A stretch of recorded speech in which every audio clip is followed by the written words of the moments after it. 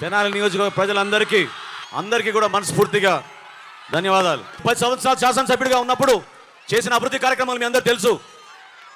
చేసి చూపించాను నేను అభివృద్ధి అంటే ఏంటనేది. మన ప్రాంతానికి రోడ్లు వేశాం, వంతెనలు నిర్మాణం చేశాం, సంక్షేమం కూడా అదేవిధంగా అందరికీ రేషన్ కార్డులు, పెన్షన్లు, 35 కిలోల బియ్యం, అన్నిటికన్నా ముఖ్యం చాలామందికి గ్యాస్ బండలు కూడా ఆ రోజున ఇచ్చాం.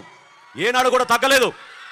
నిలబడింది రాజకీయాల్లో 10 మందికి మేలు చేయాలి, ప్రతి ఒక్కరికి అభివృద్ధి సంక్షేమం రెండు కూడా అంతే విధంగా చేయాలనే ప్రయత్నం చేశాం.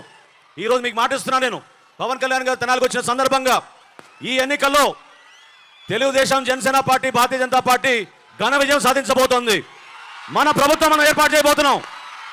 మన ప్రభుత్వంలో మనం చేపట్టబోయే ప్రతి కార్యక్రమం ప్రజల కోసం, మీకోసం, మీ అభివృద్ధి కోసం, మీ భవిష్యత్తు కోసం, మీ బిడ్డల కోసం.